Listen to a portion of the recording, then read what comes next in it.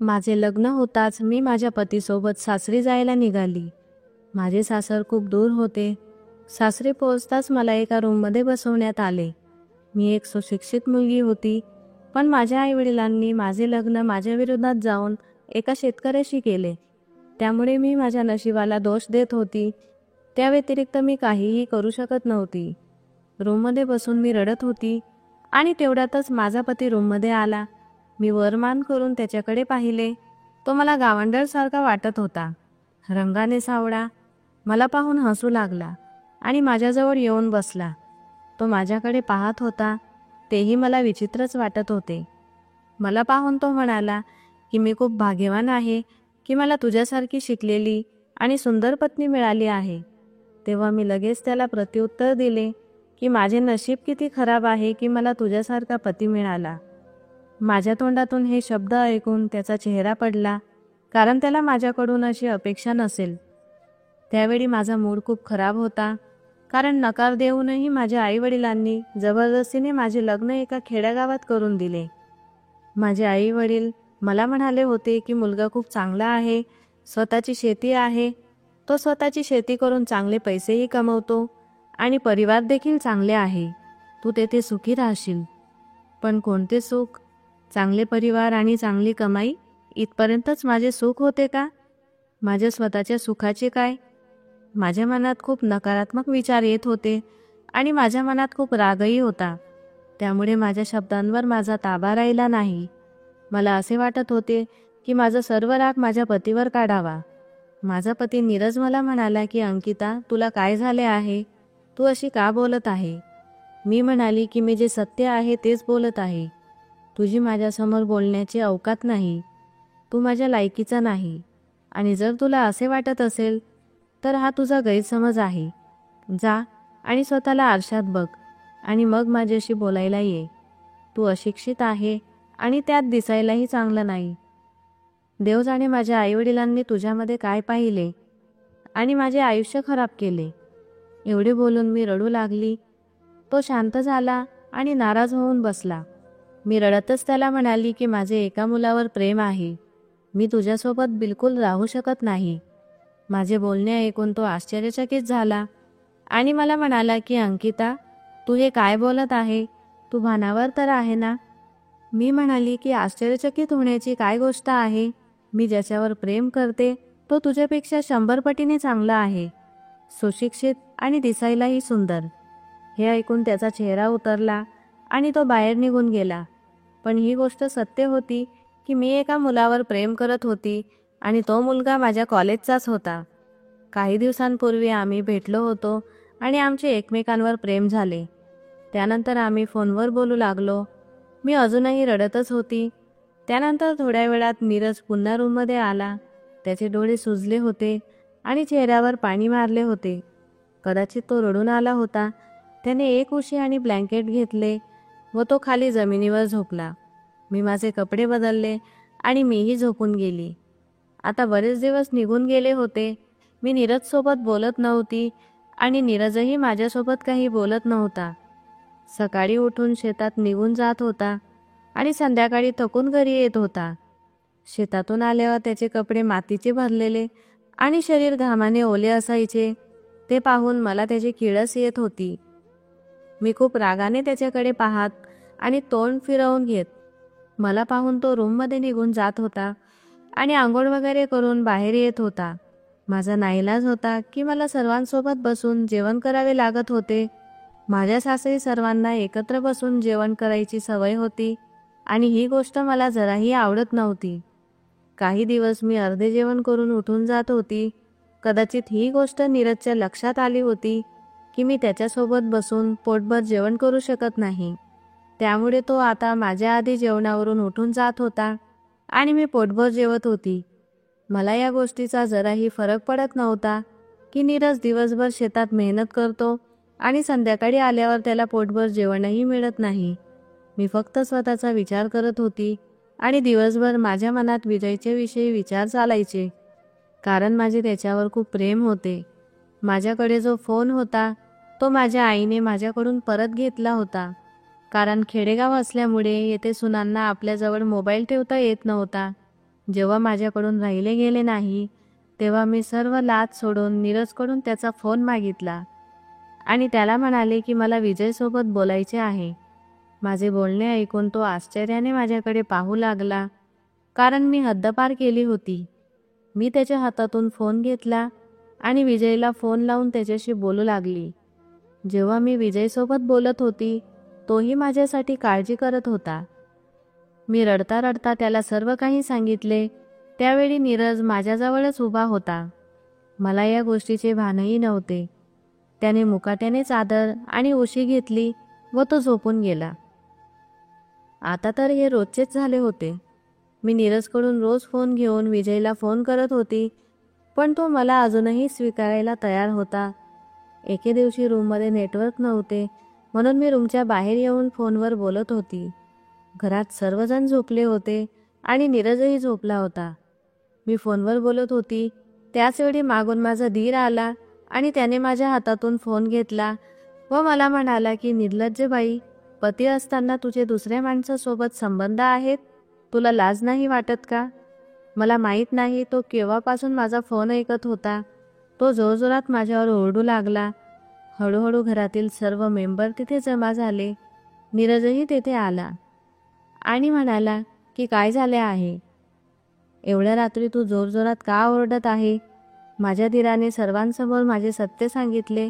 तेव्हा सर्वजण मला आश्चर्याने पाहू लागले, पण मी मनातल्या मनात खुश होती, कारण सर्वांना माझे सत्य माहीत झाले होते आणि आता ते मला माझ्या माहेरी पाठवून देतील आणि तिकडे जाऊन मी विजयसोबत लग्न करेल.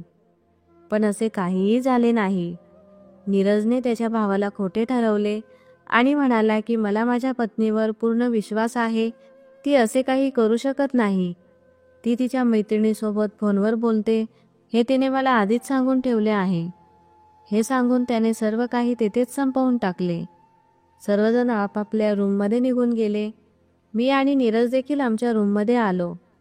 मी रूममध्ये येताच माझ्या पतीसोबत भांडण करू लागली, कारण मला त्याच्यावर आधीपेक्षा जास्त राग येत होता.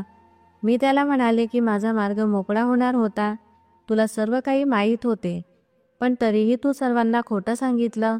जर तू आज मला घराबाहेर काढलं असतं तर माझ्या आईवडिलांना नाईलाजाने माझे लग्न विजयसोबत करावे लागले असते. तू मला सोडून का देत नाही? कारण माझ्या आईवडिलांमुळे मी काहीही करू शकत नाही.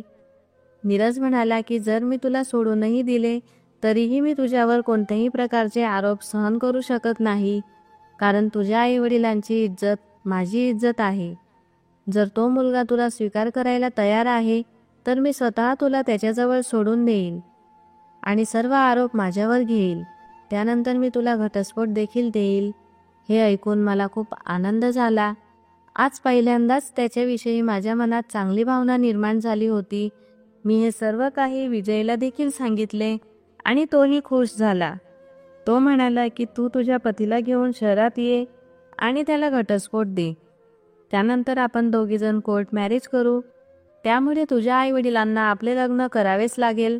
मी त्याला होकार दिला आणि 2-3 दिवसात नीरजसोबत मी विजयने सांगितलेल्या पत्त्यावर पोहोचली आणि नीरजला म्हणाली की आता तू घरी जा आणि मला घटस्फोटाचे कागदपत्र पाठव. त्यानंतर मी विजयसोबत लग्न करून घेईल.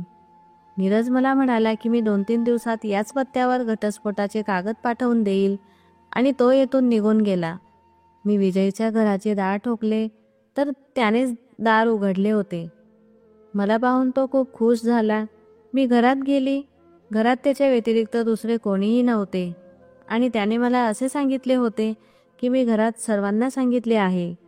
रिकामे घर पाहून मी त्याला विचारले की तुझे आईवडील कुठे आहेत? तो मला म्हणाला की आतमध्ये ये, आपण बसून बोलूया. त्यानंतर आम्ही बराच वेळ बसून गप्पा केल्या आणि त्याने माझे फोटोही काढले. त्यानंतर त्याने माझे फोटो कोणाला तरी सेंड केले. मी विचारल्यावर तो मला म्हणाला की तुझ्या दिराला पाठवले आहेत. त्यानंतर तो फ्रेश व्हायला गेला. थोड्या वेळात त्याच्या मोबाईलवर पुन्हा मेसेज येऊ लागले. तेव्हा मी त्याचा मोबाईल उचलून मेसेज वाचले. त्याच्यात असे लिहिले होते की मुलगी तर सुंदर आहे, पण त्या बदल्यात मी फक्त 2 लाख रुपये देऊ शकतो. हे वाचून माझ्या पायाखालची जमीनच सरकली. याआधी की माझ्यासोबत काही वाईट घडेल मी तेथून निघून आली. आणि रडतच माझ्या सासरी पोहोचली. मला पाहून नीरज आश्चर्याने म्हणाला की आता काय झाले? मी तुला सांगितले होते ना की तुला पेपर पाठवून देईल. तू आता इथे काय करायला आली आहे? मी त्याला घडलेला सर्व प्रकार सांगितला, पण त्यावर तो काहीही बोलला नाही. त्याच्यासमोर आता मला खूप लाजिरवाणे वाटत होते. थोड्या वेळानंतर रात्री नेहमीसारखा तो अंथरूण घेऊन जमिनीवर झोपला, पण आज मला झोप येत नव्हती. मी पूर्ण रात्रभर रडत होती आणि मी नीरजसोबत किती चुकीचे वागले आहे याची मला जाणीव झाली. थोड्या वेळानंतर मला पुन्हा विजयचा फोन आला, पण मी आता फोन उचलला नाही आणि त्याचा नंबर ब्लॉक केला. सकाळी उठल्यावर जेव्हा मी पाहिले तेव्हा नीरज रूममध्ये नव्हता. कारण रात्रीच मी विचार केला होता की सकाळी उठून मी त्याची माफी मागेल, कारण त्याच्यापेक्षा जास्त खुश मला कोणीही ठेवू शकत नाही हे मला समजले होते. कारण एखाद्या व्यक्तीची सुंदरता ही त्याच्या वागणुकीत असते आणि नीरजची वागणूक खूप चांगली होती. संध्याकाळी तो घरी आल्यावर मी त्याची माफी मागितली आणि रडू लागली, पण तो मला काहीही बोलला नाही आणि माझ्या हातात पेपर देऊन म्हणाला की हे पेपर वाचून याच्यावर सही कर. मी त्याला म्हणाले की मला माफ कर, मला घटस्फोट घ्यायचा नाही, आता मला कायमचे तुझ्यासोबत राहायचे आहे. पण तो काहीही बोलला नाही आणि तेथून निघून गेला. मी रडत राहिली आणि विचार केला की रात्री मी पुन्हा त्याच्याकडून माफी मागेल. रात्री जेव्हा नीरज रूममध्ये आला, नेहमीप्रमाणे तो आपला अंथरूण घेऊन जमिनीवर झोपू लागला. तेव्हा मी त्याला रोकटोक केली आणि त्याला म्हणाली की तू बेडवर झोप. मी त्याच्या पायात पडून त्याची माफी मागितली आणि रडू लागली की मला घटस्फोट देऊ नको, मला तुझ्या जवळच राहायचे आहे. माझ्याकडून खूप मोठी चूक झाली आहे, तू माझ्यावर राग कर पण मला सोडू नको. तेव्हा त्याने मला शांत केले आणि म्हणाला की जर तू ते पेपर वाचले असते तर अशी रडत बसली नसती, कारण ते जमिनीचे पेपर होते आणि ती जमीन मला तुझ्या नावावर करायची होती. हे पाहून मला खूप आश्चर्य वाटले, कारण एखादा व्यक्ती एवढा चांगला कसा राहू शकतो. पण हे पाहून मला धक्काच बसला की नीरज माझ्या नावावर जमीन का करत आहे. जेव्हा मी त्याला विचारपूस केली तेव्हा तो मला म्हणाला की उद्या मी कामानिमित्त शहरात जात आहे, तिकडून आल्यावर मी तुला सर्व काही सांगेल. आणि एवढे बोलून त्यांनी पेपरवर माझ्या सह्या घेतल्या आणि सकाळी जाण्यासाठी निघाला. मी 2-3 दिवस नीरजची खूप आतुरतेने वाट पाहिली, पण तो आला नाही. चौथ्या दिवशी त्याचा एक मित्र त्याचं मृत शरीर घेऊन घरी आला. तेव्हा घरात सर्वत्र दुःखाचा डोंगर पसरला होता. मी हे पाहून बेशुद्ध पडली, कारण माझ्याकडून हे सहन झाले नाही. थोड्या वेळानंतर जेव्हा मी भानावर आली तेव्हा मी जोरजोरात रडू लागली. त्याच्या मित्राने मला सांगितले की नीरजला 2 महिने आधीच माहीत झाले होते की त्याला कॅन्सर आहे. मागील काही दिवसापासून तो काहीतरी टेन्शनमध्ये होता आणि त्यातच हा आजार. यामुळे तो आज आपल्याला सोडून गेला आहे.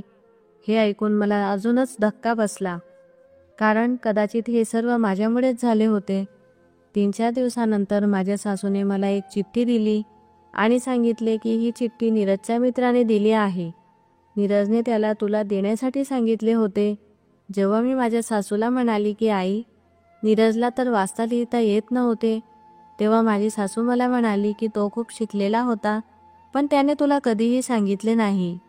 मी ऐकून शांत झाली, कारण मी कधीही त्याच्या बाबतीत जाणून घेण्याचा प्रयत्न केला नव्हता. मी धावतच माझ्या रूममध्ये गेली आणि ती चिठ्ठी वाचू लागली.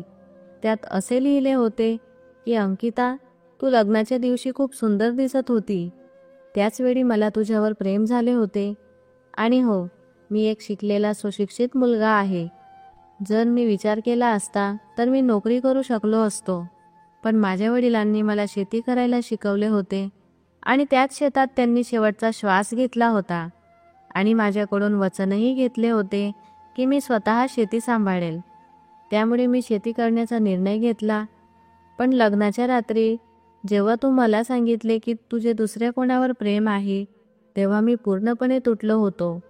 मी कधीही रडलो नाही, पण जेव्हाही तू तुझ्या बॉयफ्रेंडसोबत अशा गोष्टी बोलत होती ज्या गोष्टींवर फक्त माझा अधिकार होता, तेव्हा माझ्याकडून हे सर्व सहन झाले नाही. मी खूप टेन्शनमध्ये होतो आणि त्यामुळे मी स्वतःकडे लक्ष दिले नाही. त्यामुळेच कदाचित मला हा आजार झाला होता. आणि जेव्हा मला या बाबतीत माहीत झाले, तेव्हा मी माझ्या हिस्स्याची अर्धी जमीन तुझ्या नावावर केली. कारण माझ्यानंतर तुला कोणताही प्रॉब्लेम होऊ नये. आता तू स्वतंत्र आहे. तुला वाटेल त्या व्यक्तीसोबत तू आता लग्न करू शकते. हे वाचून मी खूप रडू लागले, कारण माझ्याकडून खूप मोठी चूक झाली होती. मी एवढ्या चांगल्या व्यक्तीला गमावले होते. आता माझ्याकडे पश्चाताप करण्याव्यतिरिक्त दुसरे काहीही उरले नव्हते. कधीकधी आपण माणसं ओळखण्यात खूप मोठ्या चुका करतो आणि त्या गोष्टी आपल्याला वेळ निघून गेल्यावर समजत असतात. त्यामुळे आपण विचार करूनच कोणत्याही गोष्टी केल्या पाहिजेत. कारण विजयसारख्या व्यक्तीवर विश्वास ठेवून तिला काहीही मिळाले नाही आणि ज्या व्यक्तीकडे अंकिताने दुर्लक्ष केले, तो तिच्यासाठी काहीही करायला तयार होता, पण ती त्याला ओळखू शकली नाही आणि त्याला कायमचे गमावून बसली. आपणही आपल्या आयुष्यात माणसे ओळखण्यात चुका करू नका, कारण गेलेली वेळ पुन्हा येत नाही आणि त्यावेळी आपल्याकडे पश्चातापाशिवाय दुसरे काहीही उरत नाही. तर मित्रांनो, आजची कथा तुम्हाला कशी वाटली हे नक्कीच कळवा आणि आपल्या मित्रांसोबत शेअर करायला विसरू नका. आणि हो, चॅनलवर नवीन असाल तर चॅनलला सबस्क्राईब करा. पुन्हा भेटूया एका नवीन कथेसह. तुमची साथ नेहमी अशीच राहू द्या.